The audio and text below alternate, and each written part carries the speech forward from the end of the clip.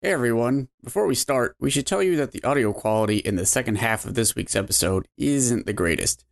So when it suddenly sounds like I've been teleported to a phone booth, assume it was because one of Dio's chimeras. Alright, now on with the show.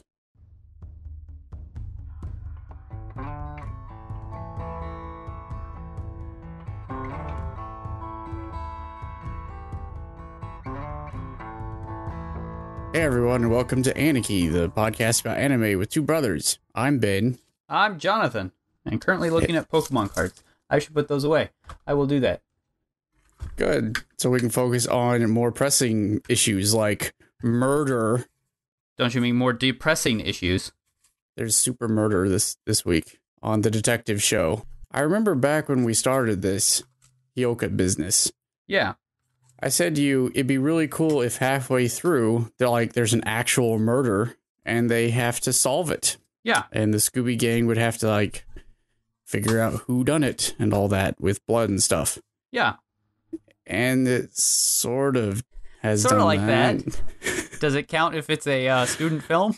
A terrible student film. Oh, dude, it was so great. Don't get me started. I love everything about this student film. It is we're gonna glorious. Get to that. It is so great. That acting is phenomenal. Where did we leave off last time? Where did we leave off last week in Hyouka? Oh, yukatas and the ghost. Yes, ghost times. So this week's Hyouka starts out with a lot of desperate text messaging back and forth. This is a really clever opening.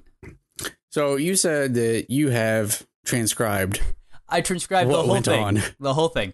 So our cold open just opens up on a cell phone with texting, and then to increase the mystique and to move the plot along and to have a change in kind, which is really important in these stories, we move from phone text messages to an IM client.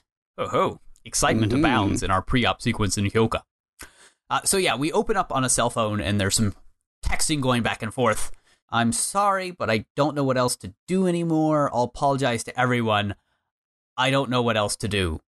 To which is responded, no need to apologize. You were just in the wrong place at the wrong time. You've done all you could possibly hope to do. I'll see what I can do about this.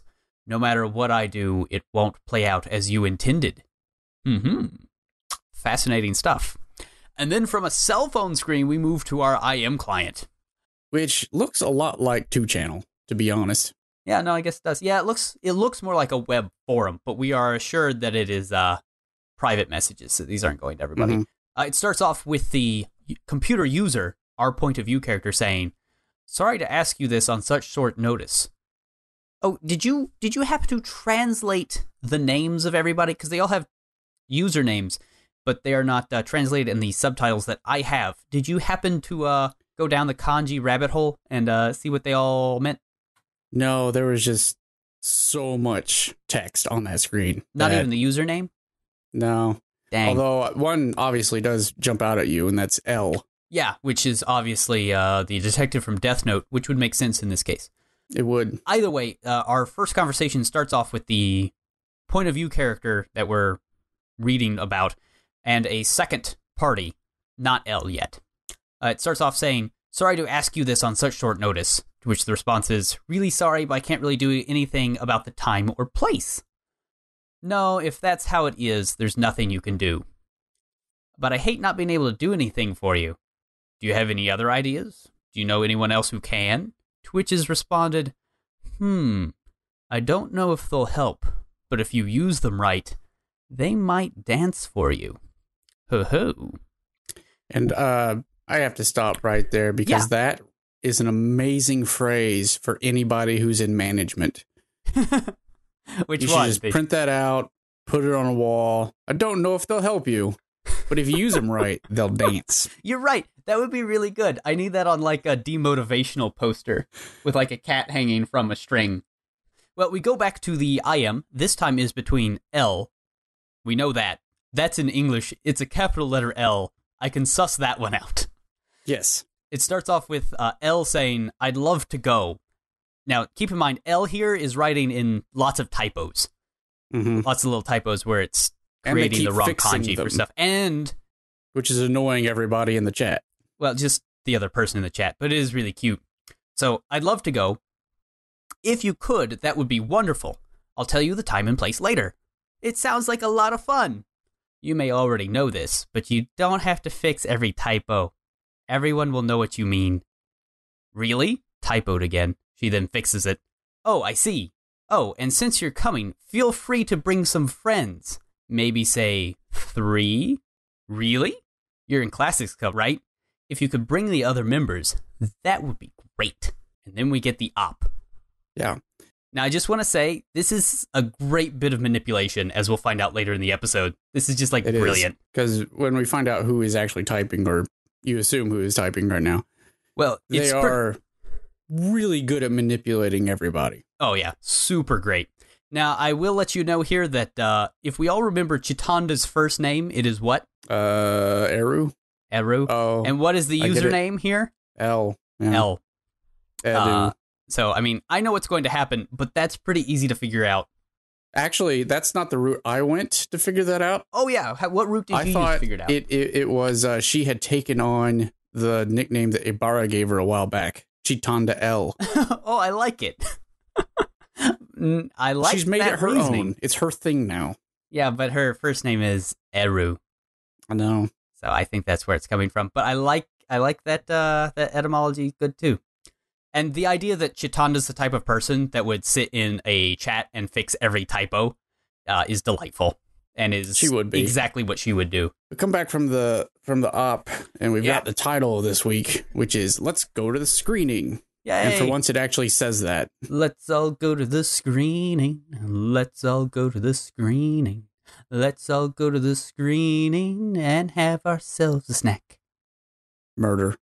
What? Why? The snack is murder. The snack is murder. It's arms.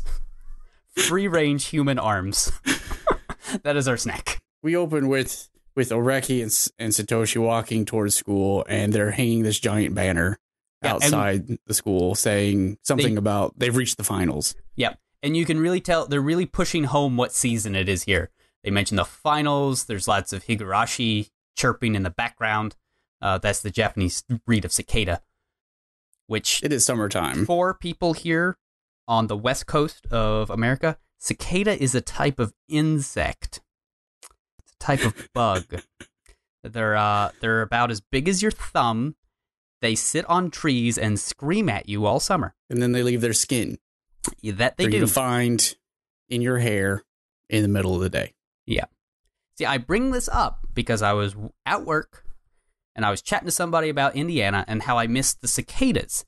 And somebody from California was like, "Is that some sort of food?" And I was like, Yes, it is. No. We get it from Wisconsin. It's a local dish. Yeah, no. I was like, no, it's a bug. It's like, why do you miss them? It's like, because they sit in... It's very hard to explain a cicada to people who don't know what they are. They're a big bug that scream at you all during the summer. And somehow you miss them when they don't do that. They're also known as locusts, but that's because people are dumb and don't know what a locust is. They're nothing like locusts, other than they are also bugs. But we are from southern Indiana, where a bell pepper turns into a mango for reasons unknown to everyone. Yeah, well, this is the world in which we grew up. Anyway. After all of that, which is super important. So Satoshi is lamenting that he apparently has no skills other than all the dumb things that he knows, which isn't even useful for quiz shows, he says. Remember that. Put that in your back pocket.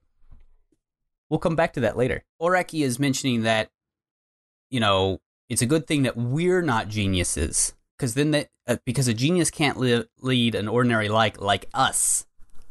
Because Oreki is putting himself in the group of normal people, to which Satoshi takes offense to.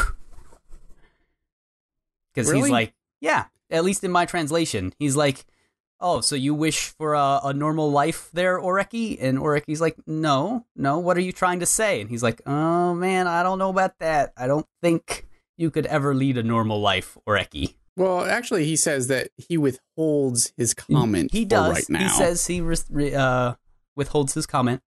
But the implication here is Satoshi views Oreki as having a special talent, while Oreki himself does not. That's the important character takeaway from all this. So here's a fun fact. Yeah. Right after this, Satoshi says that they better hurry or Ibara is going to be angry. But that's not exactly what he says. He does not say that she'll be angry. He says Mayaka, which is her her first name. Mayaka ga kawaii. Or Mayaka is going to be scary. Yeah, she'll be scary. That Both is true. translations are correct. Yeah. We best get going or she'll be scary. Smash cut to Ibara being scary. Super scary. She is berating Satoshi, and she's, for some reason, treating Oreki like a normal person because he notes that Chitanda's not there and inquires about her whereabouts. Oh, and then Ibara's demeanor completely changes, and she's, like, super worried. It's like, oh, man, Chitanda is late. Oh, no, that's upsetting. And Satoshi's like, dude, what's the difference? Why did you get super mad at me, and you're being all lenient on Chitanda? To which she says, the difference is in how you live your lives. The short answer is because she's constantly mad at Satoshi, and, well, Chitanda is moe as all get out. So it's possible that she got lost and got hit by a truck, or is distracted by a kitten, or got very curious about why there's a taco on the ground. Those are all valid concerns. But Chitanda then appears after running down the hall. Yep. And she says that Class 2F is having a preview screening of their movie that they've made. For the cultural festival. And they want the Classics Club opinion on it. Yeah. Now, she says, I was kind of hoping that this would be it. But she says, Shishakai desu. Shishakai. Which is the title of the episode. Aha. It's like it's test preview group. A meetup to look at a test preview. So it's not just a screening because they have a word for to screen a movie. This is specifically like a test clip before it's released. But she says this with the same focus group. Yeah. She says this with the same sound effect in the background as when she says Kini Narimasu for the first time. She's super excited. So I was kind of hoping that, maybe we're not going to have a Kini Narimasu this episode. But we do. And it's a good one. She gets real into it. So from there, we cut to a darkened AV room. Oh, we have a special alert. What's that? Hime-Cut alert. We have a Hime, people. I love Hime-Cuts. I'm in the Dan Kim class of loving Hime-Cuts. We've got a Hime. You got two of them now. It's one of my... Chitanda's not the... Chitanda counts. She's not the Hime archetype, though. No, but she has the haircut. No, she doesn't. She's got to have the angle cut bangs. The angle cut straight bangs. You just need the straight across the forehead part. No. It's the straight across the forehead and the angle cut bangs. You got to have the angle cut long bangs, or it's not a Hime cut. You must have the Hime cut thing like I do the ponytail thing. It's very specific. All right, I will defer to your expertise. I took a class, Ben. I know all about them Heian eras. Specifically, and I know those Hime cuts. It's very important, the Hime cut. Very important to me. I'm glad your degree has panned out. Here's what we can do. We can take pictures of Irisu, the girl we're about to meet with the Hime cut, and Chitanda. We can put them side by side, and we can send them to Dan Kim, and we can be like, you, Dan Kim, expert of the Hime cut, which one's a Hime cut? And I know which one he'll pick. He would say none of them because neither of them have Hime horns. While that is very accurate, he's more likely to put Hime horns onto Irisu and be like, that's a Hime cut. Possibly. Very likely. So yeah, Irisu, who is a weird girl that steps out of the shadows in this darkened room, yes, introduces herself as Irisu Fuyumi, and Satoshi gets really excited. Yeah, he's like, oh, hi, and she's like, who are you? He's like, we met, there was a meeting, and like 2 people yelled, and you like fixed all the problems, and she's like, yeah, I don't know who you are. He is like so... He's sad. He's like you just said no to a puppy. It's like you called a puppy a bad dog. He's just like... Like he just sort of accepts it going, but you can tell that inside something he's so died. deflated. He's so sad. Chitanda, though, knows her from her childhood. And her family because they're both... her family and Irisu's family are pretty tight. Irisu has got them here because they want an opinion of the movie, and she has no ulterior motives whatsoever. 0. Her intentions are pure. I have written here that she is smug but polite, and I like her already. She's my I love the Hime archetype. It's like Hime and Yandere are right there in that same wheelhouse. I like them. This is the world. This is me, man. Yeah. So she requests of the group that they review this movie that they've made. I like how Oreki is immediately suspicious. Not just suspicious, he's super cynical. He's so like, cynical. I love him. What would reviewing it even do? Yeah. You're not going to remake it if we don't like it. Are you just trying to get us to advertise for you? Because that's what it sounds like. And she's like, well, look, just stop. She says, and I love this, again, because she is the master manipulatress. She says, for now, just watch the movie. It'll be the most efficient thing for now. And this sits well with Oreki, and Irisu knows it. Okay. I like efficiency. I have dance my mystery puppets dance. And then as she's leaving the room to go to the projector room, she's like, good luck. To which the group turns around like, what? What do you mean good luck? So then we get to the movie. And since you seemed extremely excited about this movie, please start with how this movie plays out. All right. So it is filmed with shaky cam. Whether or not that is intentional or if that is just the fact that it's made by a bunch of high schoolers, we don't know. It's almost found footage-esque. It starts off very with in line with Blair Witch, but doesn't go in that direction at all. No.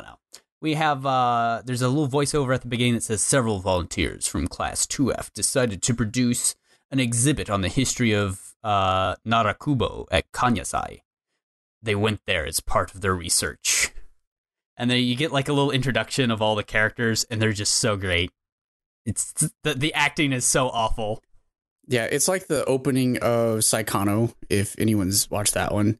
I feel like now that I have 2 data points, it's maybe a thing that film students do when they're in high school. Yeah. They introduce every character with them saying something subtitles. And with their name over it. Yeah. Okay. Or if you've ever seen episode 0 of Haruhi, like that's a pretty good analog for how bad this is. This is like, oh, it is so hot out here. Where could we be? I think we are lost. We should go that away. Like, it's great. No, we are close. It's this way. It's so stilted and amazing. It's so exactly like a film I made in high school. That's the one where we put my good friend Neff in a dress. I missed that one, and I wish I could have seen it. Oh, you were probably at college. It was great. We lit a bear on fire. A bear on fire? Well, you see, it was a story about Thor and Loki, and Thor dresses up as a girl, so we put Neff in a dress. Good times were had. Yeah, makes sense. He threw a hammer at a bear, and then we lit it on fire as their special effect. It was great. It took all day. Films take so long to actually make. They really do. Oh, we'll bust this out in like an afternoon. It took all night. It was miserable.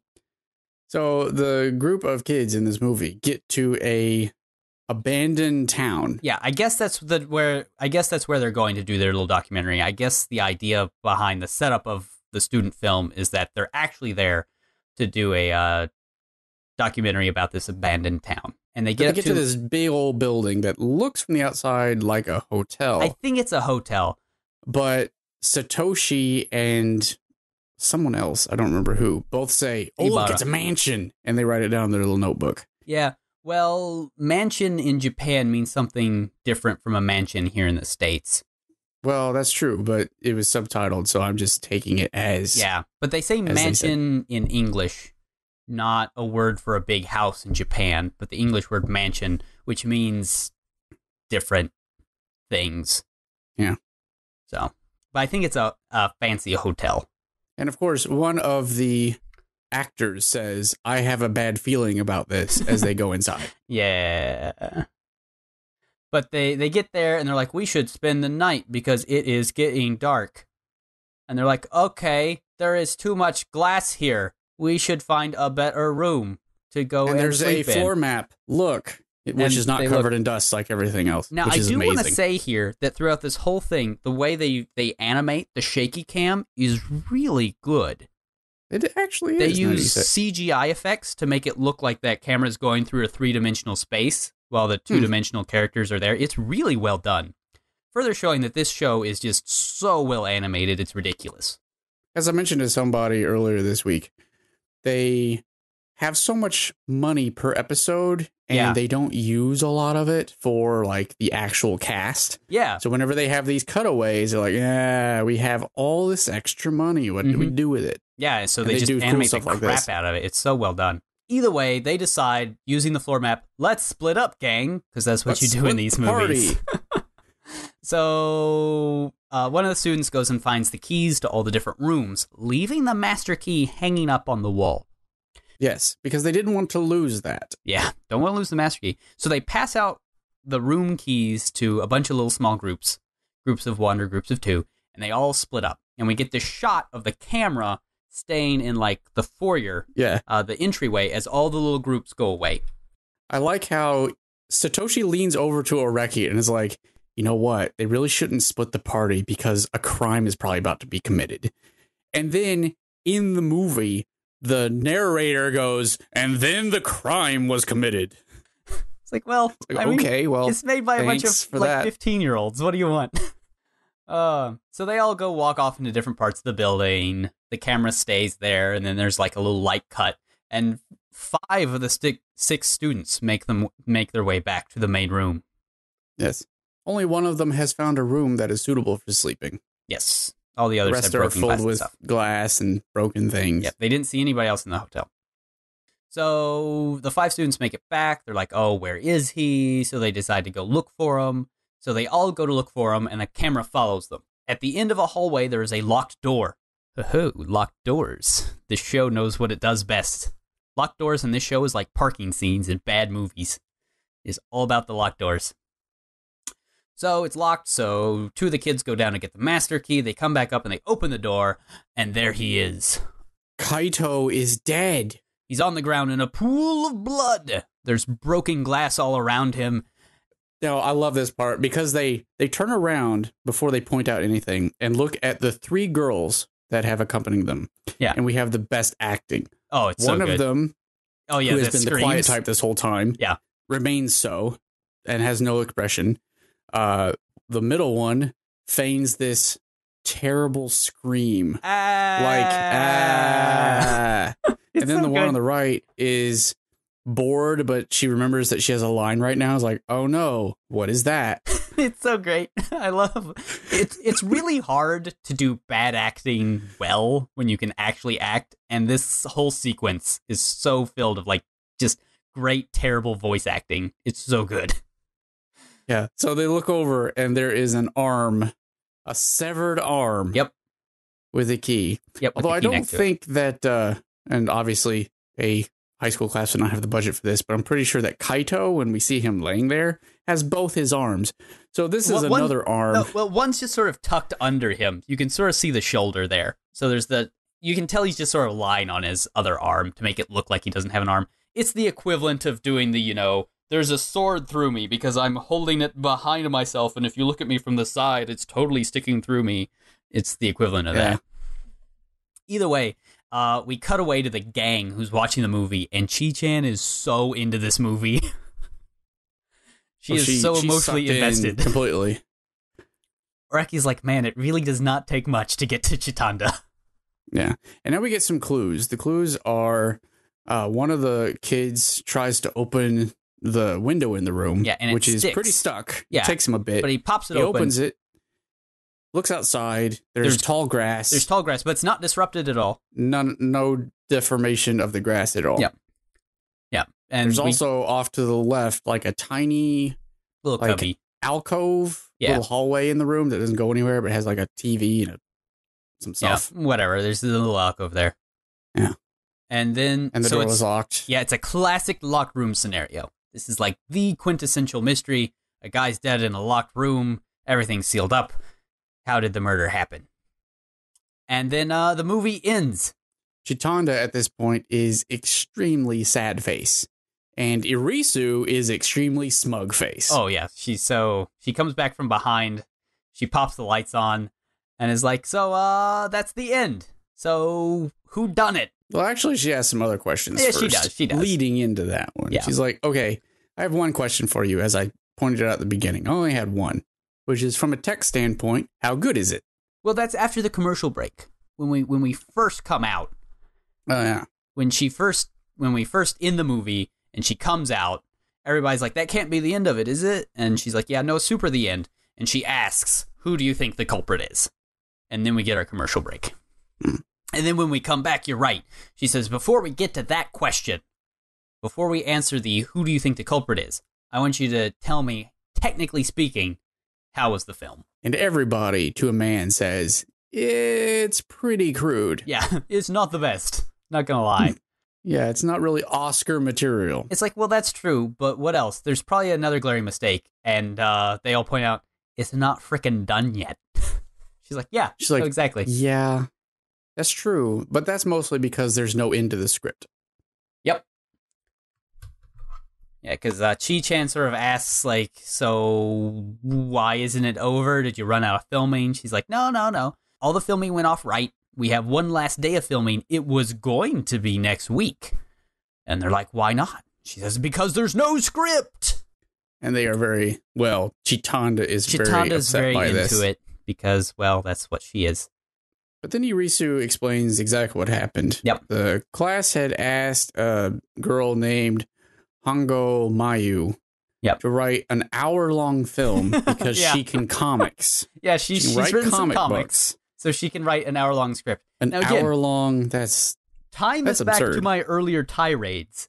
When we made our little film in high school, it was going to be like a little 5-minute thing, and it took all day.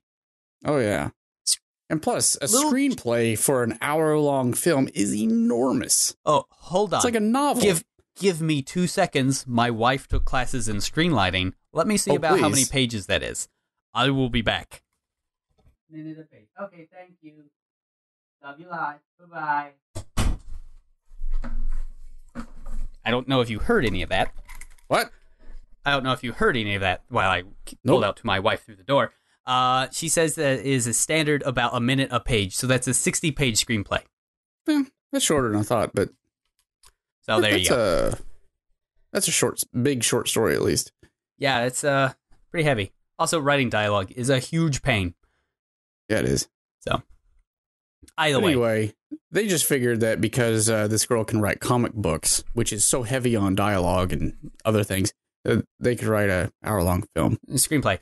Ibarra balks at this. You have to remember that Ibarra is, of course, in what club? Manga club. Manga club. So she's also used to writing comics. And she's like, yeah, that's not really, you can't really do that.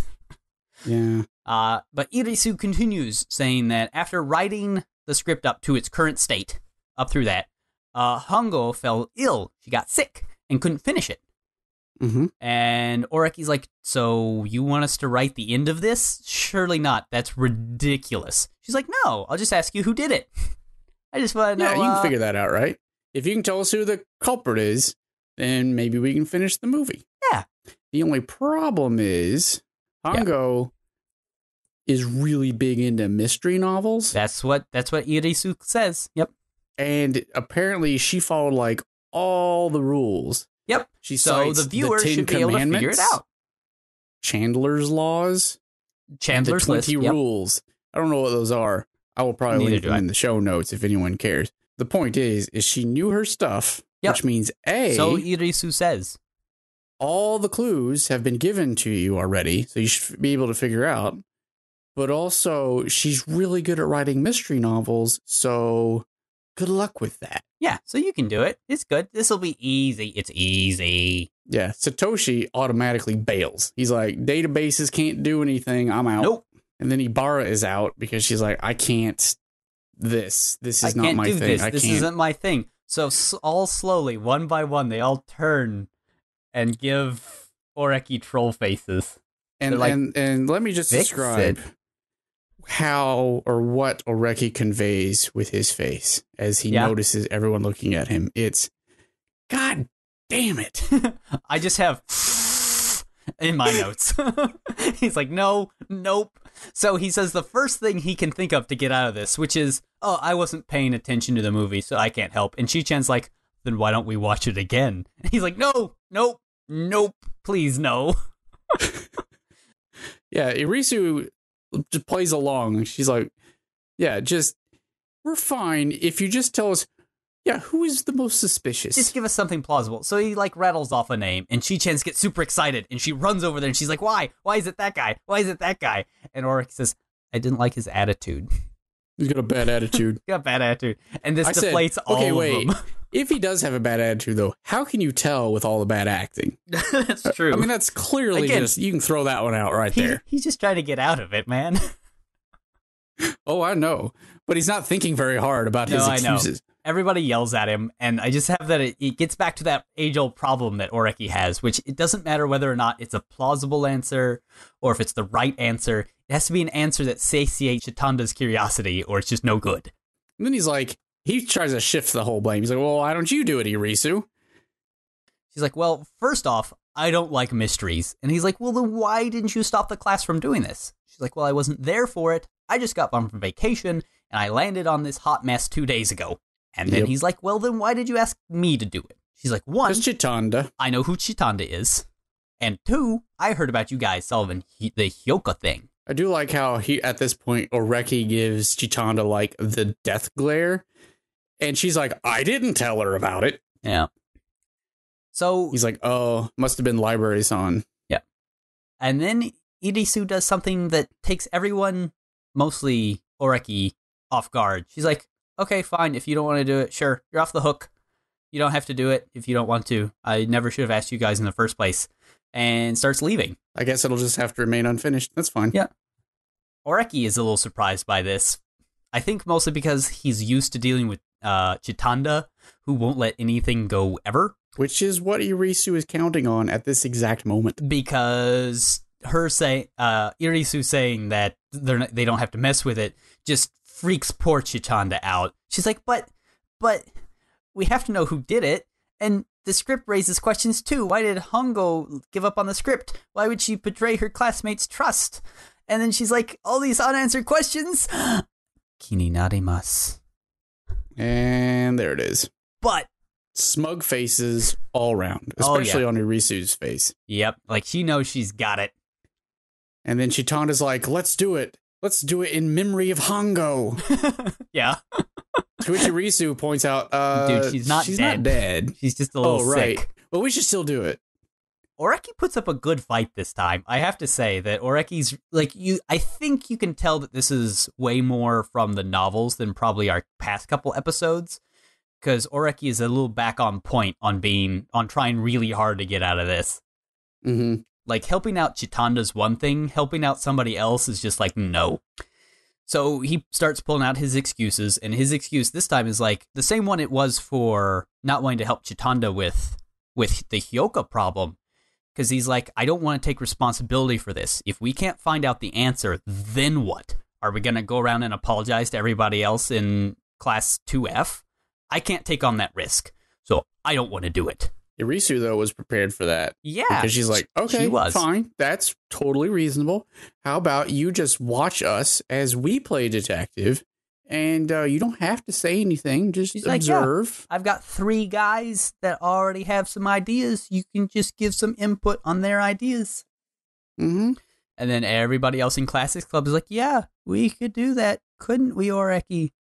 And eventually Oreki's just like, ugh, fine, I'll do it. And then Irisu gives him a big old bow. A super polite thank you. And he is not prepared for that. No. He's taken aback. She's working him, man. She's doing this right. She's so great. I love Irisu. She's one of my favorite, minor characters in the show. So then we cut to outside. They're going home. The cicadas are singing. Twilight is falling. And Satoshi graces them all with some knowledge that he has in his database. He starts laying down his database facts. It's like, Irisu back there. She's actually one of the hospital heiresses. Yep. And she actually has a nickname, Jote. Yep. Which means empress. And Oreki's like, oh, she's a sadist? And Ibara's like, no, that'd be Jo-sama or Queen. Yeah. And Oreki gives her a salute and is like, I salute your dedication to playing the straight man. Yep. He says that internally, but he does physically salute Ibara. She's like, I salute your dedication to being the straight man. Like he is so happy that he can like manipulate Ibarra into doing these little things. And then Satoshi, for some reason, is like, "Hey, why don't we all? If she has an archetype name." Before that, Satoshi lays down some harsh truths about the Empress and why she's got that name. It's because she ends up using people around her like pawns. No, I don't believe that. You wouldn't think that she would be such a person? No, I mean, who in the world would fall for such a scheme? Such a scheme? Such as write the end of my movie for me? Yeah. Yeah, well... I mean, no one would be that I'm looking silly, at four idiots that blow holes in your theory. So, at that point, Satoshi suggests that maybe they should all have archetype names, too. Yeah. Oh, tarot-style archetypes. Yeah, because obviously Empress is one of those cards. Yep. And then he's like, Ibarra can be justice. Yeah, because, well, look at her. Yeah. She can hand down a righteous judgment at any time. Yeah, buddy. Satoshi, when asked what he would be, says, I'd probably be the fool. He's like, no, the magician. The magician. Chitanda's the fool. She's like, yeah, I can see that. And no one else can. Well, everyone's very confused by that. Well, to be fair, again, I've studied some of my archetypical stuff when it comes to tarot cards. Indeed. Because that's what I do. And to be fair, the fool doesn't just mean, a big old silly Billy. Though, of course, she is a big old silly Billy. It means somebody who is young at heart or is wandering in curiosity. So this is actually a very astute one. And I would imagine with how much Chitanda knows about random stuff, she probably knows that too, which is probably one of the reasons why she agrees. Then he says that Oreki is strength. Yeah. But not the star, which is what I think Ibarra thought. Yeah, Ibarra thinks that he is star platinum, but instead he is not. What? That's what all the stands are named off of. No, we're not. We're not playing that right now. But the stands are all tarot until we get to the Egyptian god stands. So anyway, then the to be continued in roundabout plays. I like that. That was well played. Oh, I loved your little GIF you posted though. Which one is that? On Twitter. I retweeted it from our account with the kicked ball. Actually, it's one of those little water rockets. Oh, well, it was really good. Oh, well. So we don't get roundabout. Instead, we just skip to the next day. Oreki is about to head outside to the meeting. He opens up his front door, and it's like 5 million degrees outside. He stands outside for about 10 seconds like, nope, not happening. He just closes the door. Not happening. But as soon as he starts taking off his shoes to go inside, the doorbell rings. He opens the door, and there's Chitanda. She foiled knows. Again, Oreki. Foiled again. So she's following him now. Yeah. For this kind of thing. I think that gives you more of your yandere vibe. I know. I've seen Penguin Drum. I know all about people sleeping under people's houses. Oh boy. I love Penguin Drum. She'll probably end up sleeping under his house. I think she already is. Weird. Either way, they all get to school, and we get a short little scene where Chitanda mentions that she uses the little chat room that the school provides for students. Here's where we for sure get the connection that Chitanda was L from the chat logs. Mm-hmm. She doesn't come out and say it, but again, her first name is Eru. Come on. Yeah. Though I do wish this had come out at a time where Chitanda could just say, Watashi wa L desu. That would have been really good. I would have been down for that joke. Good old references. So they start walking down the hallway. They meet up their guide from class 2F, and they start walking down to class 2F. And Oreki is still not into this. He's making that, __ face just the whole walk there. He is so done. He says something like, well, aren't you guys just having a blast? They do quiz this girl, Ebba. And they're like, how come, what part did you play in this? Because she rattles off what the three detectives they're about to meet. They're going to be interviewing the assistant director, the prop master, and the publicity manager. She's like, well, I didn't take part because it didn't interest me at all. Yep, she wasn't interested in this project. But then we find out that this girl, she's questioned on what kind of person Hongo is. Yeah. and she rattles off a lot of glowing compliments. She is and diligent, reveals that careful, has a strong sense of responsibility. She is ridiculously kind and easily moved. In short, she's my best friend. Interesting. And then the episode ends with them opening up the door and seeing the 3 detectives. It looks like Seal in there with the guy with the nose. I think they're meeting with the Seal Council. So which one's, does that make Oreki Gendo? Yes. No. Master Manipulator.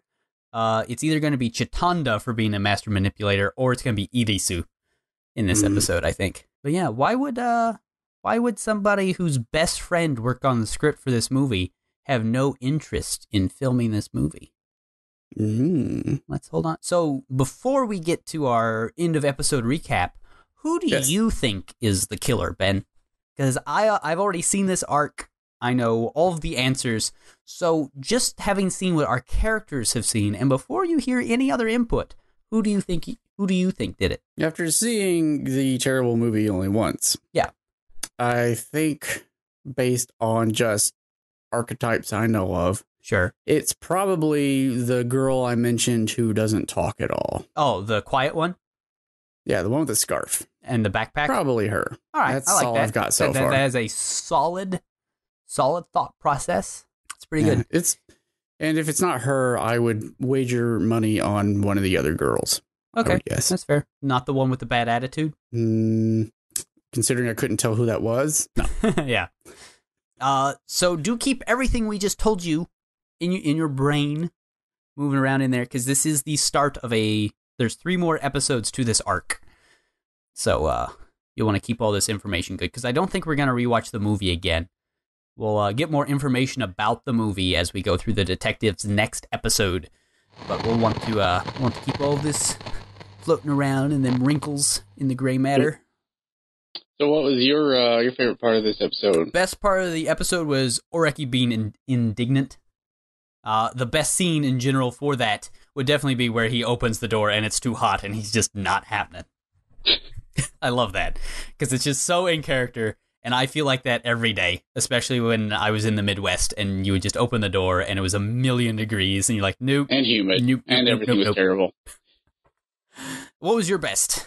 My best wasn't actually in the episode. It's more the feeling the episode gives you, and that's the fact that we're going to get to watch Oreki sit in a room with 3 terrible detectives give their theories and watch him cringe as they try to work them out and try to keep his cool. That anticipation, that's the best part.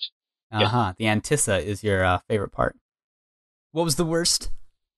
For me, the worst part was this Eba chick, the one at the end who is Hongo's best friend. Why? Because you don't think she's her best friend? Yeah. She might be her best friend. I'm taking that at face value because no one thought, and even Oreki didn't think this, if Hongo is ill, then you could explain a lot of things away by having the best friend text the friend and say, hey, who did it? And get an answer. I think we get some answers to that next episode. So, I thought that, how come Irisu hasn't done that? And then I thought, well, maybe she's super ill. Maybe she's so sick she can't be bothered. Which is fine, but the best friend should be able to send a quick text, get a quick answer, and be done with all of this. And not waste everybody's time. I like this question. This is a good question that you are having. You may be correct. The show may be really good and know what it's doing, unlike the people who are about to give us opinions on this movie. Or what was your worst part, actually? My worst was the movie's acting for the best worst. That's the best worst part of the whole thing. Just all the terrible acting. It's so good. I love it. It's my worst best or my best worst. Mm-hmm. I wrote down the movie's acting as in ACKING because it was that bad. It makes you go ack like cat. I get it. Yeah, see? I do. So do you want to know my MVP? Is it Irisu? No. Really? That's surprising. Who is your MVP? Irisu's Hime-Cut. I walked hair into that. Is the you did. I'm so glad you asked that. So I was ready to just say it, but then you were like, is it Irisu? I was like, no, it's her hair. And yours? Mine is actually Satoshi. Oh, why is that? I mean, this sort of carries over from last episode, but Sure. last episode wasn't really like a book episode. He does not care. And the way he doesn't care keeps him out of so much trouble, because Oreki doesn't care, but puts up a fight about it. Satoshi doesn't care, but he just sort of plays along. He knows that if he just writes things down in a notebook, he can totally blow the whole thing off. Well, do you remember what he said way back in episode 1? What did he say? That he's a database and he can't do that? That's true. But he also said, he quoted Oreki saying that the amateur draws attention to himself by acting differently. Mm-hmm. I think he took that to heart and knows exactly what to do, which is always act normal. Don't flip out about stuff. Don't try too hard to get out of it. Just be like, I can't do that, and just stick to your guns and don't act different. And then he doesn't have to do anything. Exactly. Because he has not done anything he didn't do anything in the Hyouka arc. Yep. When it came down to his theory, he's like, I'm a database over to Oreki. And then last episode, just wait till we get to his arc. He has like a 1 or 2 episode arc where we get more of his internal thoughts and feelings. Awesome. That's really interesting. Because, he's a great character like that, where he's able to, like, dodge all these things. Just remember, like, again, back in episode 1, where he's like, man, since you put up a fight, Oreki, this is going to make a bigger thing. Now it's like your thing that you solve mysteries. Now you've done it to yourself. He's a smarter dude than he lets on. He does. He's a clever cookie, our Satoshi. There we go. Hyouka number 8, and next time... we are going to get to hear all the terrible opinions on what happened in the movie. Furuoka Deserted Village Murder Case is the name of the next episode, which is a pretty sweet title for the next episode. If you didn't know better, you'd say, this will have a murder mystery in it. Well, I mean, insofar as the movie had a murder mystery in it. Yeah, well, again, it is clever how they sort of shoehorned an actual murder mystery into this high school slice of life show. Just a little disappointed. It could have turned into like Another or something, and Chitanda's actually a ghost that kills everybody. Oh, Another's so good. That show's good.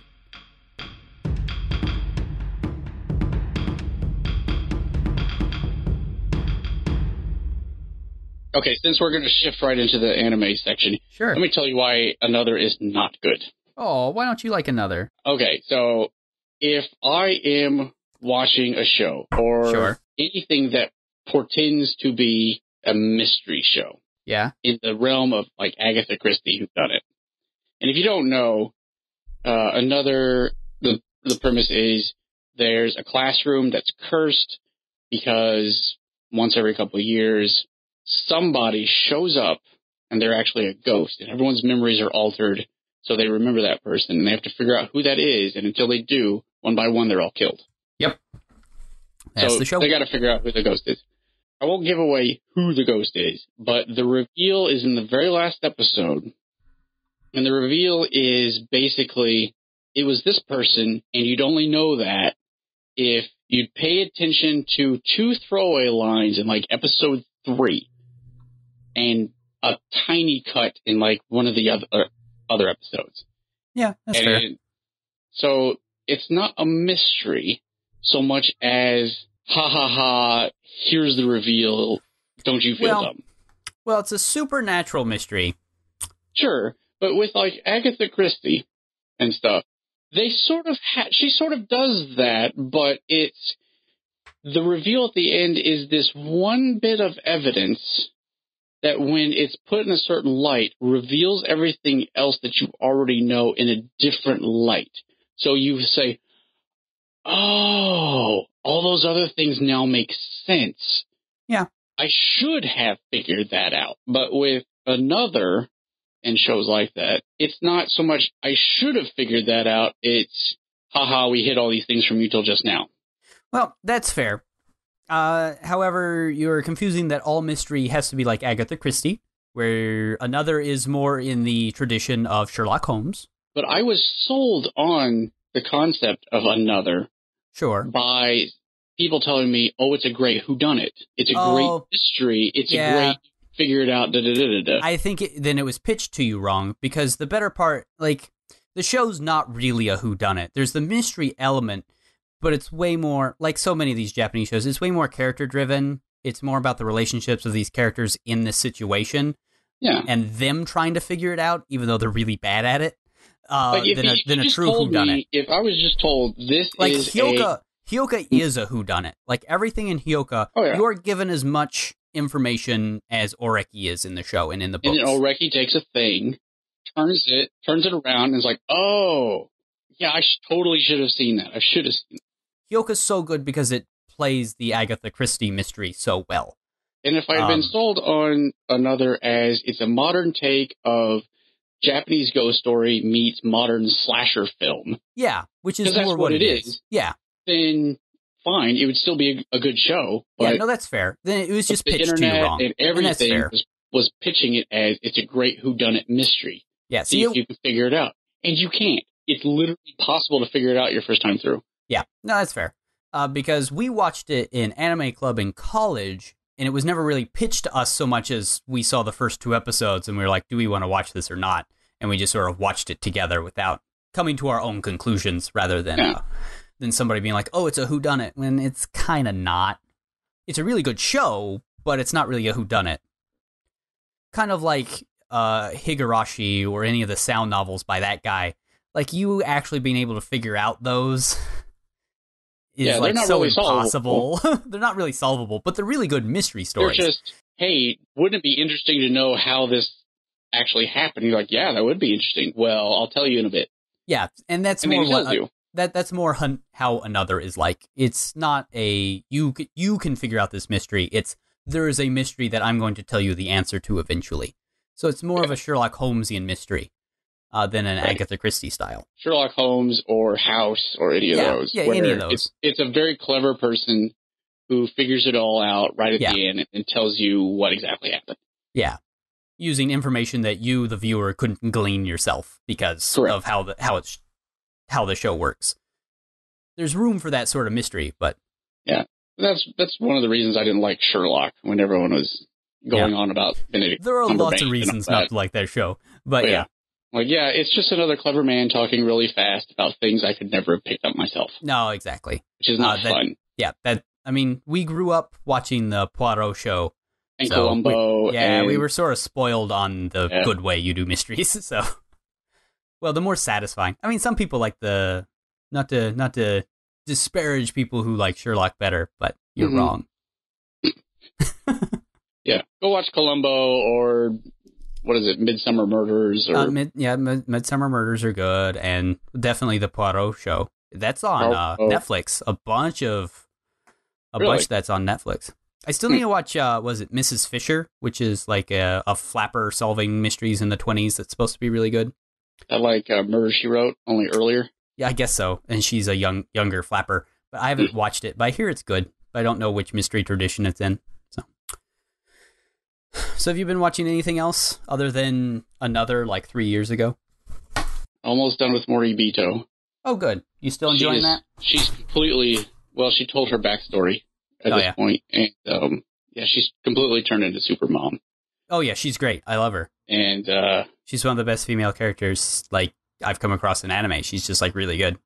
She really is. And the more I watch her and the more I watch some other shows, I feel like at some point we should do an episode just about strong female characters and actual good ones. Well, in which case we should bring in Annie, because otherwise it's 2 middle-aged white dudes talking about female characters and on the internet, and that never ends well. Yeah, but middle-aged white dudes are the only demographic to watch anime, right? Sort of. That's strong sarcasm right there. Yeah, massive sarcasm quotes. I mean, well, because she's in the same archetype as the Major in a lot of ways, because the Major treats, her troop as her family, so it's the same sort of thing, and they both have a lot of similarities in character. I did watch out of curiosity. Yeah. Actually, I'll segue into this doing 2 things. Sure. First is, over the last week and a half, I edited together a greatest hits of AMV Hell. Oh, yeah, I saw that. Sorry I did not get back to you on a super clever name, but the one you came up with was pretty good. Yeah, it was the best I come with on short notice. It's not bad. Greatest Sins. Yeah, that's pretty good. Greatest hits. If you don't know what AMV Hell is, it's basically this thing that started in like 2004 where it's not anime hell. They're two different things. We cannot stress this enough, people. AMV Hell. They're pronounced very similarly.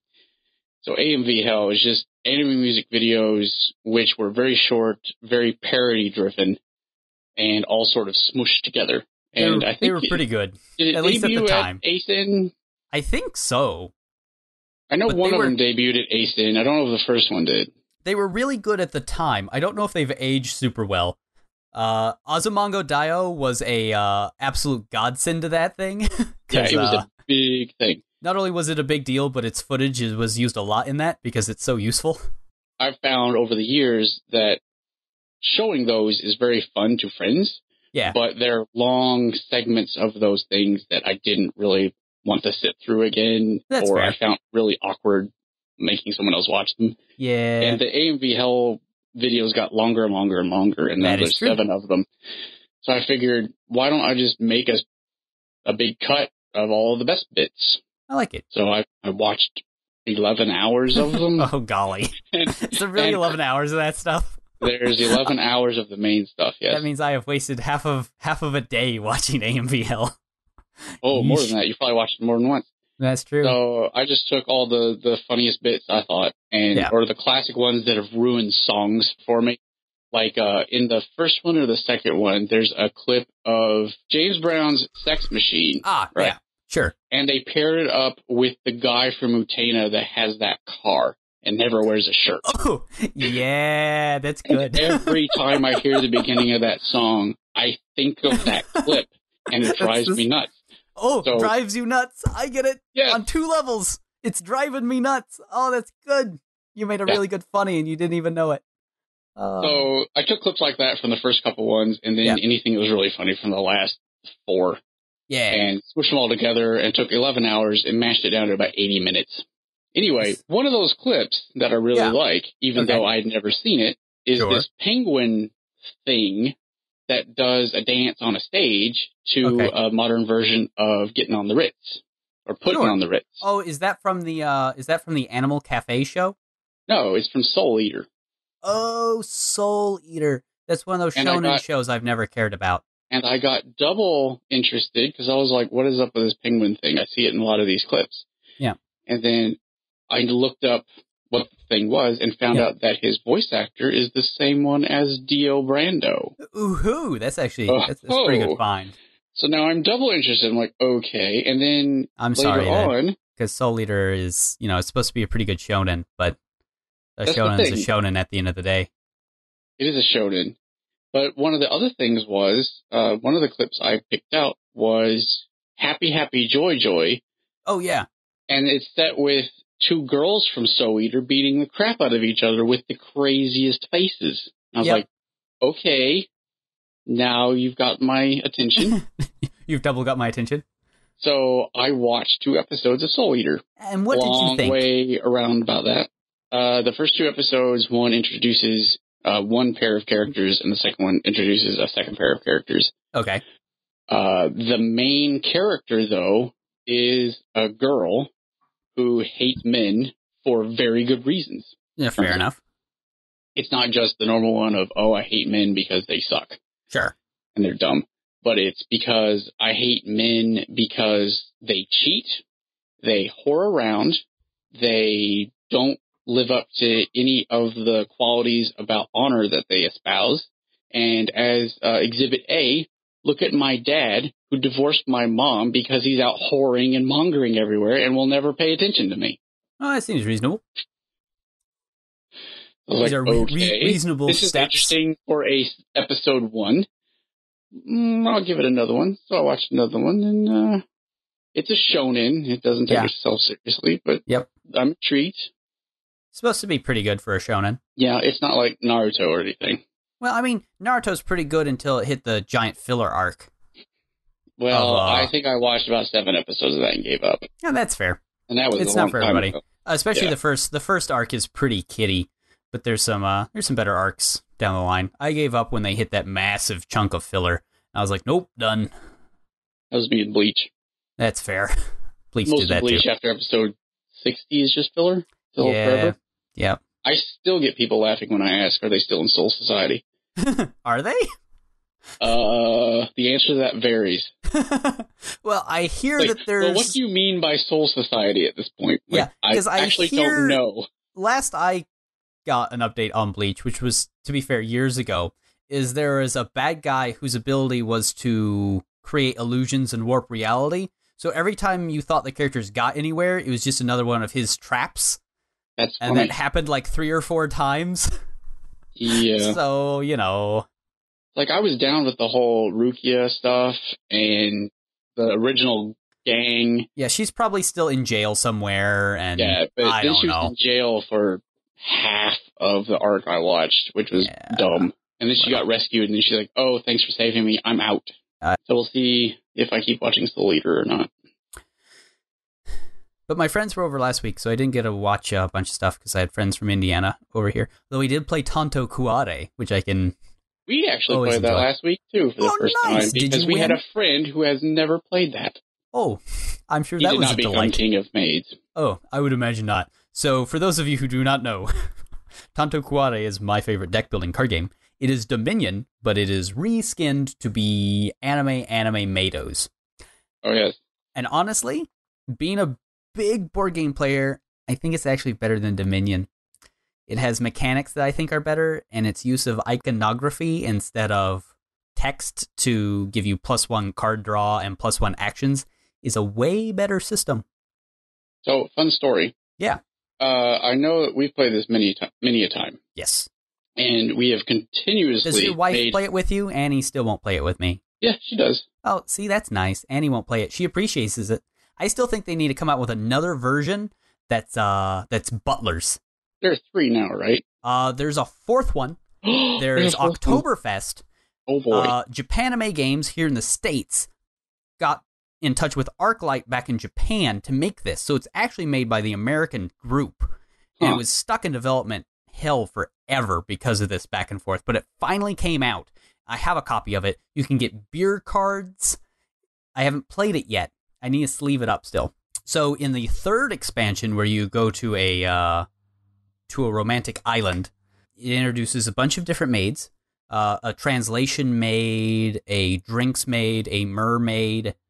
I'm not making that up. There's one called a mermaid, and it delights me to no end. She is my favorite. Terrible. In Oktoberfest, there are some barmaids, and there's a punishing maid. Mm-hmm. Oh my, very German. Very German indeed. You should see her outfit. It is very German. It looks about how you would expect. I'm picturing it right now, and I bet that's what it is. The art in Tanto varies between tasteful, moe, and way over the top, and you should not play this in polite company. The first set is mostly tasteful. The second set bounces between moe and not fit for human consumption. So does the 3rd set. So.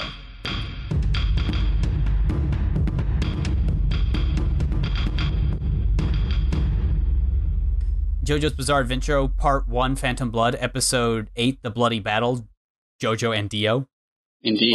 Or the Blood Feud, I think is what it actually is. Oh, did you see the announcement today? That, not Stardust Crusaders, it's Diamond is Unbreakable, is going to stream on Crunchyroll. For officially. I mean, everybody sort of thought it would, but officially they have announced that we will get a simulcast of Diamond is Unbreakable. Hooray! So, I'm excited for that. Assuming we're still recording then, we will be doing that. By then, I mean, we have a lot of episodes to go through before we get to Diamond is Unbreakable. I can't watch that until years from now, I guess. Yeah. So we pick up from last time where we met Dire Straits. Dire and Straits.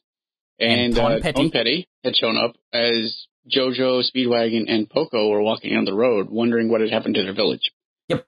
At least Poco's village. And we return to Poco getting slapped around by his dad. Yeah. Where we learned 2 things simultaneously. One, Poco has a dad, and 2, he's not an awful zombie. That was my B. But A was the tongue monster from last episode was half right. Poco is in deep trouble. Yep.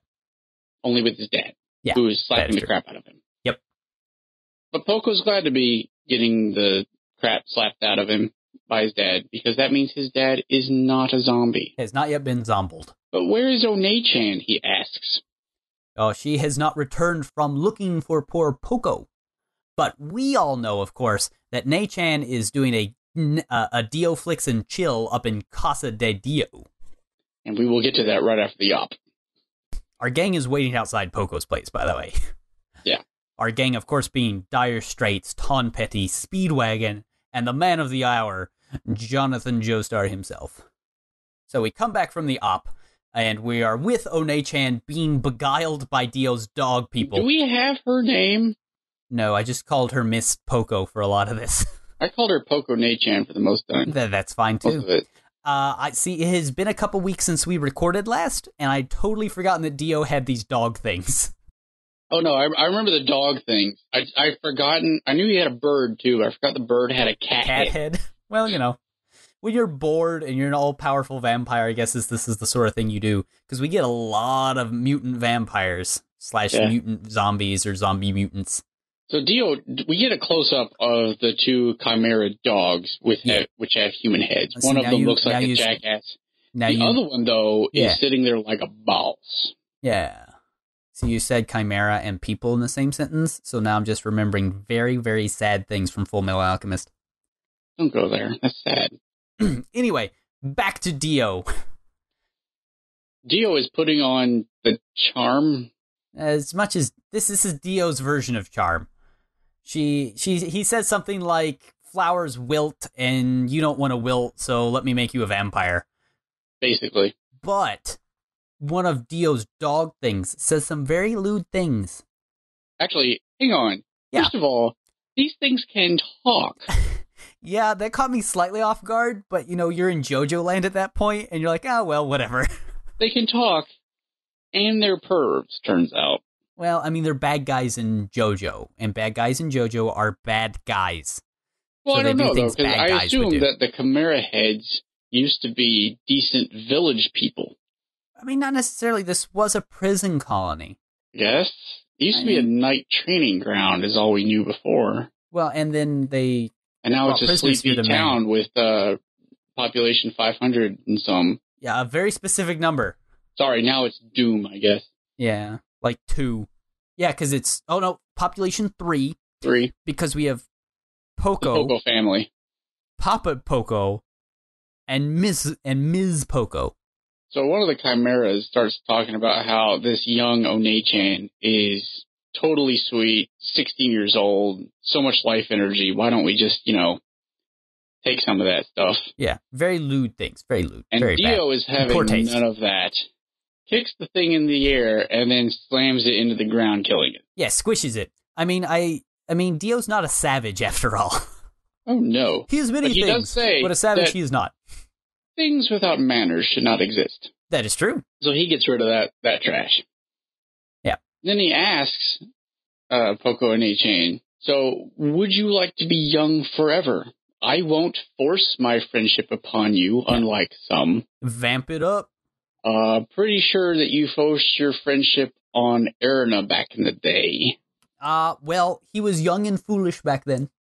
That was a different time. Later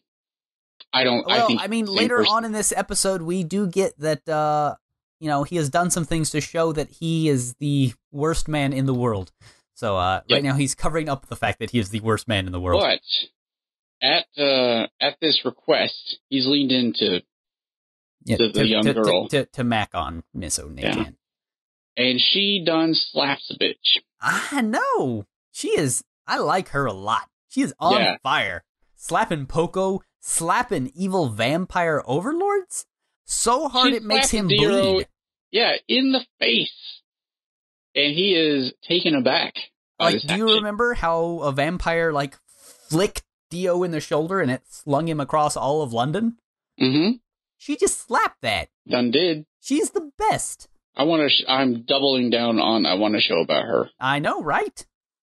She needs to be the replacement of Speedwagon or Zappelli, I think. Maybe she can wear the hat. Ooh, that'd be good. Send in your art of Mrs. Poco wearing Zappelli's hat to insert email address here. Sure. And see, there you go. It'll be great. So Dio stands up from this, being slightly amused by the whole thing because, of course, it didn't really hurt him, just his ego a little bit. Yeah. He's got enough to spare. That is very true. He withers the rose in front of her and leaves it for her to contemplate. Yeah. While above her, an awful creature drips some questionable fluids upon her head. A creature named Doobie. We discover. Because Dio says, by the way, let me introduce you to my little friend Doobie. And then he says, bye. Now, Doobie is a giant beast man wearing a cloth mask that is currently wriggling around. Yes. So, I don't know what's wrong with his face. We don't know questioning, yet. Does he have a brother? Doobie? Doobie.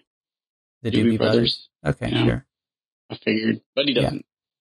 Yeah. Either way, the Beast Man chases Poco around a little bit. Poco Ne-chan. But then the chase is cut short by a Looney Tunes style blacksmith anvil clocking Doobie in the back of the head.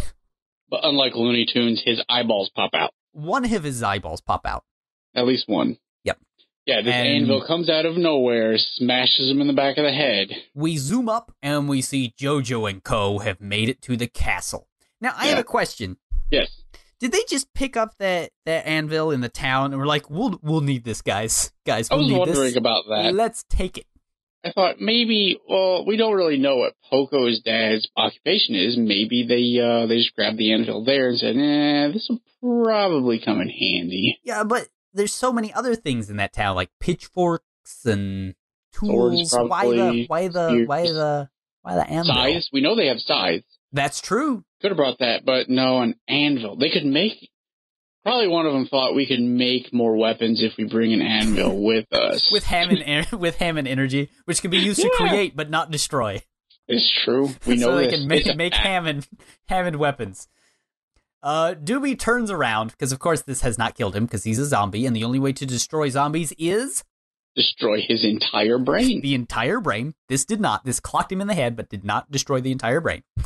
And he turns around and is like, so who are you guys? To which Jojo exclaims, there's no need for introductions to a zombie. Snap, son.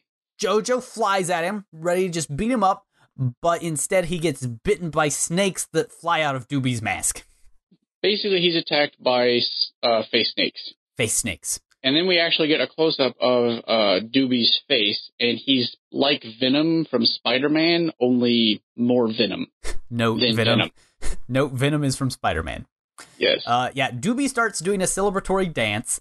Jojo is, for some reason, shocked that he would be bitten by snakes. And Speedwagon chimes in, that zombie there is full of snakes. Yep. Good job, Speedwagon. That zombie is full of snakes. Speedwagon is on point in this episode for declaring the obvious. Point. He is great. The snakes bite off Doobie's own mask to reveal his horrible snake face. He's got a snake face. Poco is also helping by dropping the obvious by saying those snakes bit his face, and not just once. Thanks, Poco. Jonathan, of course, retorts with yada yada. I don't have time for Dio's games. Remember this yada yada, because that does come back in a couple generations as a sweet call sign for JoJo's. Jonathan then does some sweet posing, and one of our new onlookers smiles to himself knowingly and says, impressive. He squeezed out the snake's poison. By sheer force of will. By sheer force of Hammond. He squeezed out the snake's venom. He can control his blood now, and he can squeeze out venom from let's not worry about things Hammond can and cannot do, and how you may or may not control it. Well, controlling blood is very important in this episode, That's it turns out. Yeah. Either way...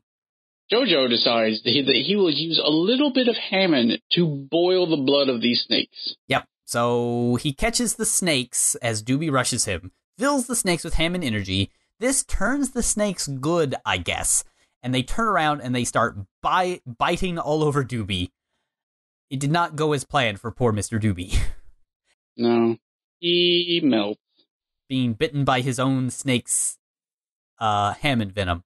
He melts. What happens to the snakes? I mean, I imagine they're fine. Because I don't think Are they? I don't think they're zombie snakes. Because otherwise the Hammond would have just killed them rather than turned them good and allowed them to well, you assume that they turned good. They might have just been controlled because he controlled their blood, see? He's like bloodbender. Oh, fair. Okay. Yeah. That's reasonable. So they melt too. Maybe. Because I don't see any snakes leaving. Anyway, regardless, Nei-chan is saved. Yep. And instead of running away, which they should have done, everybody, the whole group, including Nei-chan, ascends the stairs to where Dio no doubt lies. Yes. Our heroes make knowing nods and proceed upward. Jojo slams open a door, sees Dio on a balcony high up in the castle. He is determined as F and says, "I am back from hell, Dio." Which Dio replies, "Oh, you're alive. I guess that means you defeated my knights. Good job." Now, there are some sweet shots here, because this is like the big confrontation, and there are just some amazing shots, some great close-ups. The animation in this episode is on point. Whenever they shoot from behind somebody's back, whoever we're shooting from behind, they're doing an amazing pose. Oh, yeah. What was it? I had my friends here, and they were talking about how the artist for JoJo was big on looking up like bodybuilders and stuff and making sure that all the guys were just all the muscles. Yeah, well, we're in beautiful poses. He was saying that JoJo is just a beautiful show in that the men are made to look not just powerful, but beautiful in the way a bodybuilder can be. He was saying that it like perfectly blends sexual fantasy and power fantasy. That all of JoJo does that. And he's especially when we get to battle tendency, that is very true, I think. Because we get some like thought of that. Yeah, like the guys in this are just pretty. Interesting. It's a good take. That was very interesting. Yeah. Oh, yeah. So anyway, a bunch of zombies, well, nothing zombies, pop out and want to eat JoJo. I love these guys because they're drawn, they're very detailed. They're not just like horde zombies. So they seem like they're going to be important. So I named them. We've got Jersey Devil, Two-Face, Bugman, and Frog Dude. Because they're all like these weird vampire chimeras. And they seem very important because they pop down and they're like, "Let us fight JoJo." And we're like, okay, yeah, sure, we've done this before. We're going to have like a sub-boss here again. But Dio's like, "Sorry, you guys are Ginyu Force rejects. Go away." And they're like, "Did they go do a dance somewhere in sadness?" I guess. they just leave. Oh, okay. So it's one-on-one time. Dio x JoJo. Yeah. Dio drops some sick truth bombs. He's like, "Man, I really didn't want to murder JoJo myself. That's why I had my knights do it, because we were like bros. We grew up under the same house, and making you undead does not please me." What a load of crap. Because then he instantly says, "But, you know, I don't care anymore, and I'm ready to give JoJo a one-way ticket to Murder Town." To which JoJo replies, "Ditto." Basically. And apparently, because he was unfazed, Dio decides that he needs to up the ante a little bit. He says, "Oh, by the way, what happened to that dapper mustachioed gentleman you were with?" And then I love JoJo's response because he says, "It pains me to say this as a gentleman, but truth be told, I, Jonathan Joestar, will kill you to satisfy my anger." Yep. While he says this, we get Papa Joestar, Bishi Knight, which was that one was Bluford? Yes, Bluford, and Big Man Z all Mufasa-ing behind JoJo. And all of them are basically saying the same thing I am, which like, is, "We're gonna beat your butt, JoJo." Yeah, we're gonna beat your butt. And then we get our commercial break. Yep. We get all the action afterwards. When we cut back, we just have Dio just going, "Koi JoJo!" He's ready for it. JoJo's ready. He's about to step up, and Dyer shows up in front. It's like, "Nope, I'm going to do it." Which is really weird, because he says that he has more of a right because he trained with Zeppeli for 20 years. Yep. I'm like, okay, that's true. Yep. But, you know, JoJo knew his dad his whole life. I mean, Dyer doesn't know this. He doesn't know the whole story here.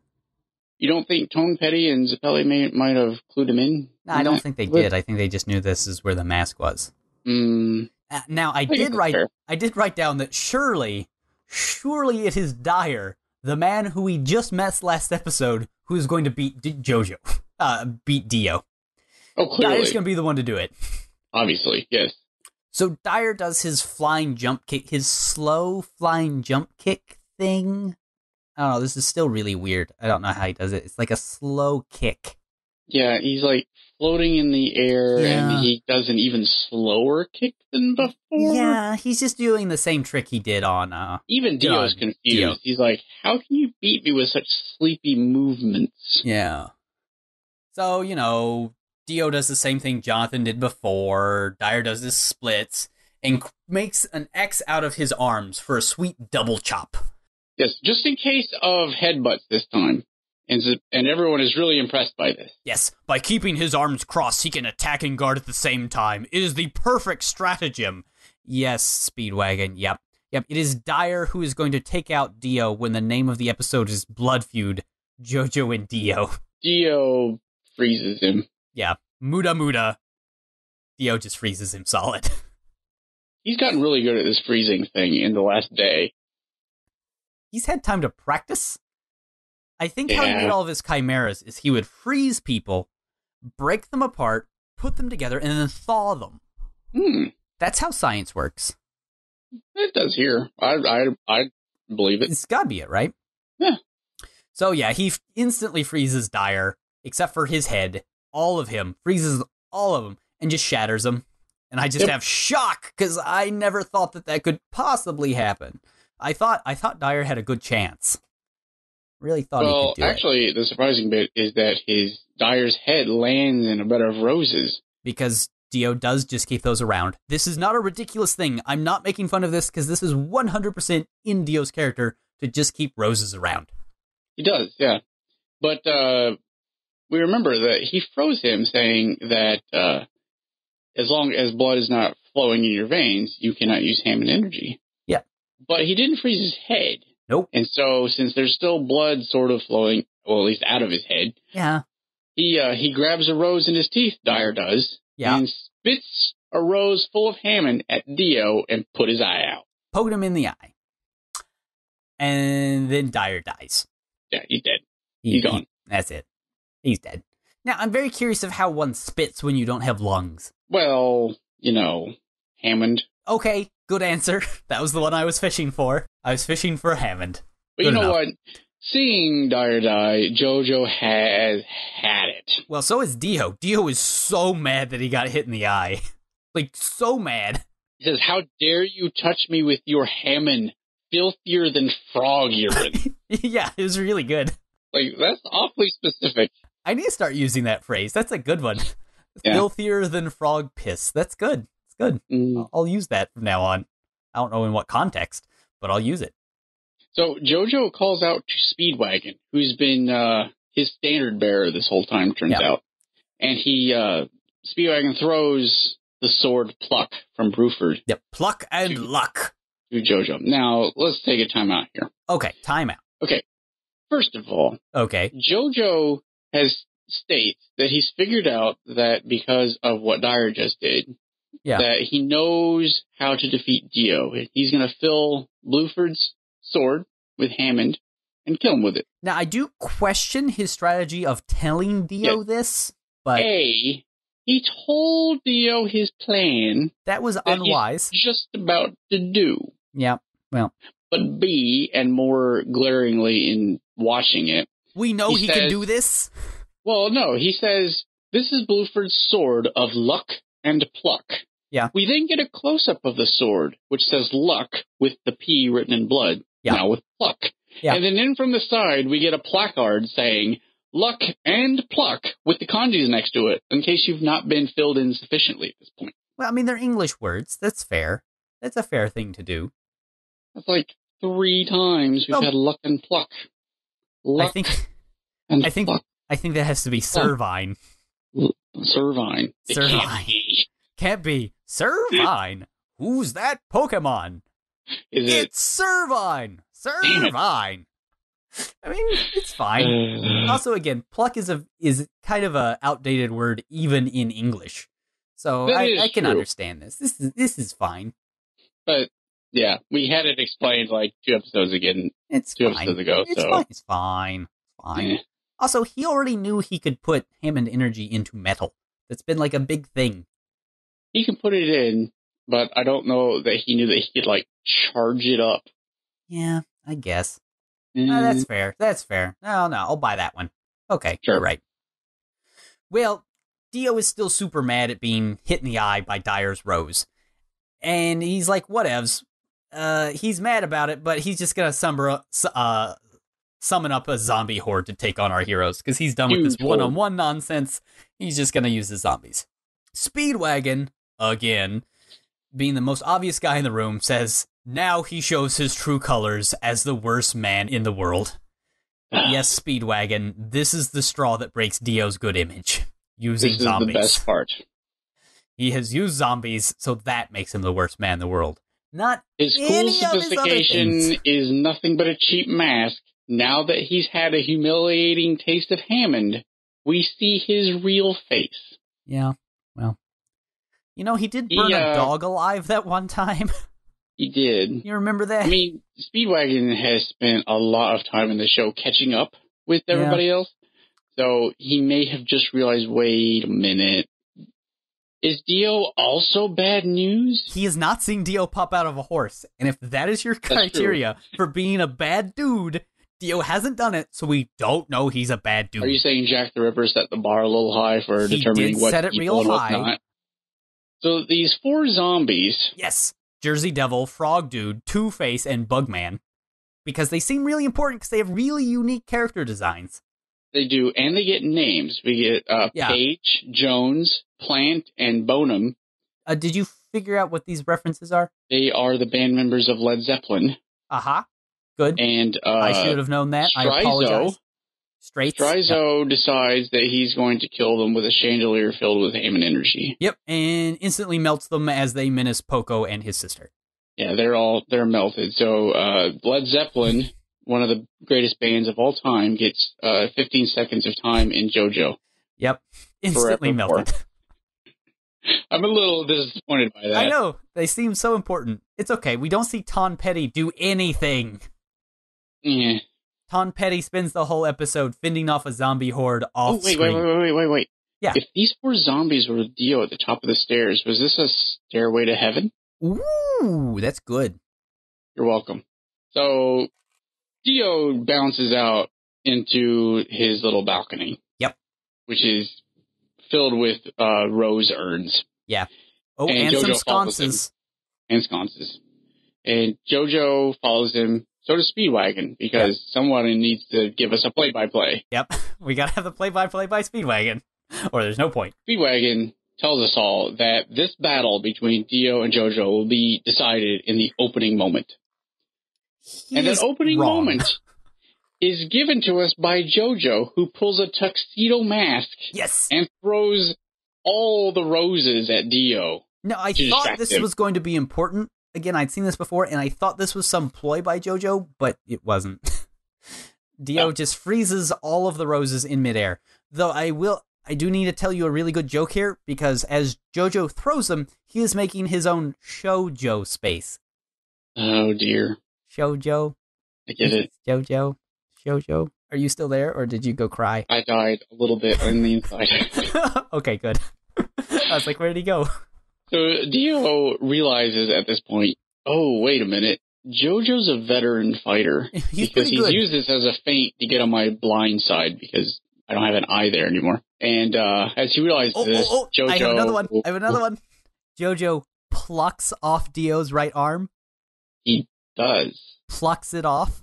He cuts off his arm with the sword, which is named Pluck. He plucks off his right arm. It's good. It's another good joke. It's going to be on another shirt.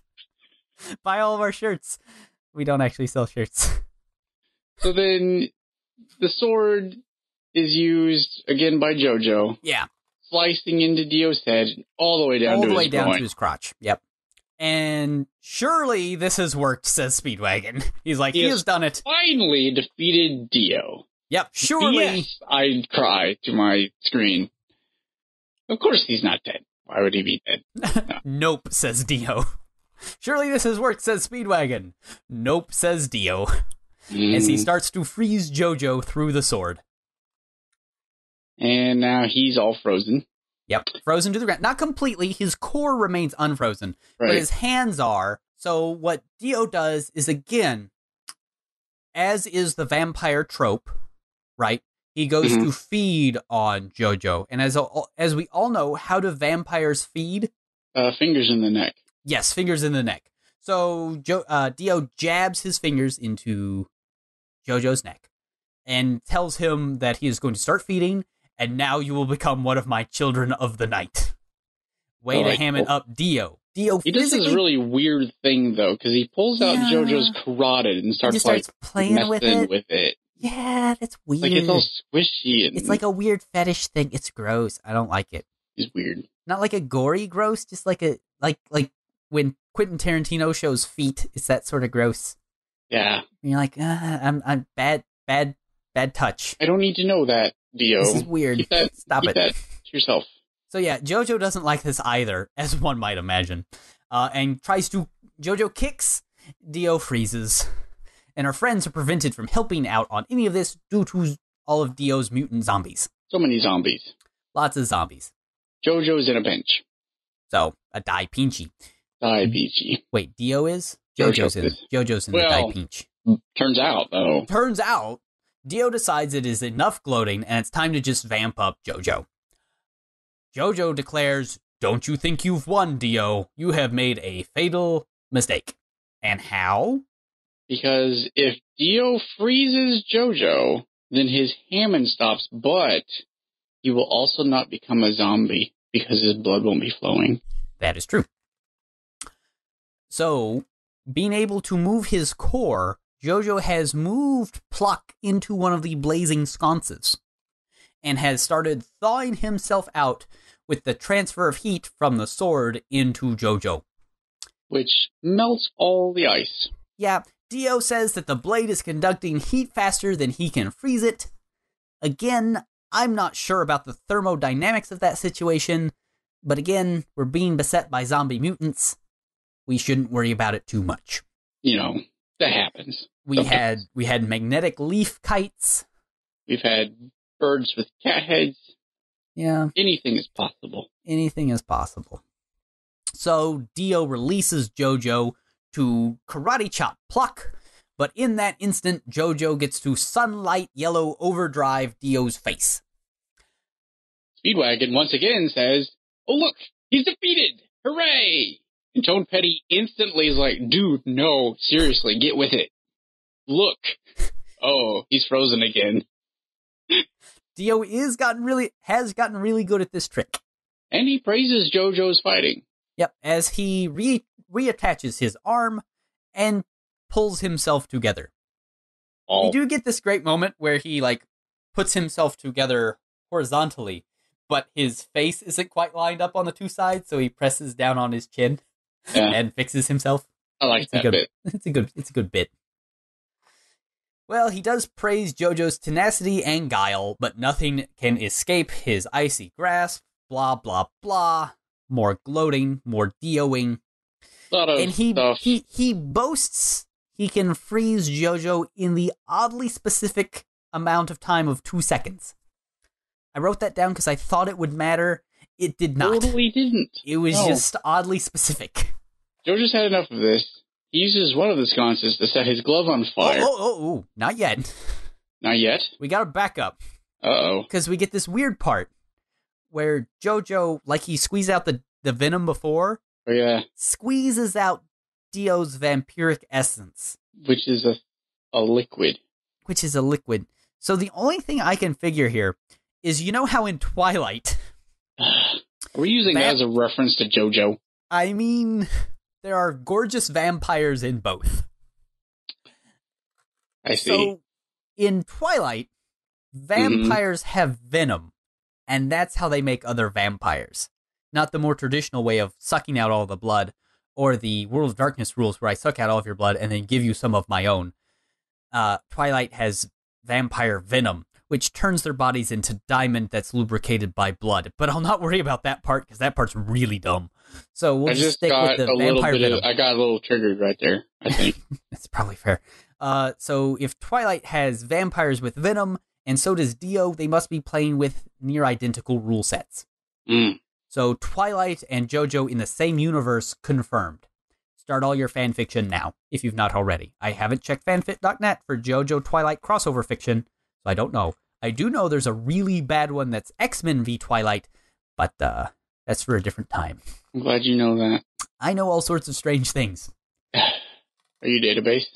I might be. So, Jojo, if I may say at this point, lights his glove on fire.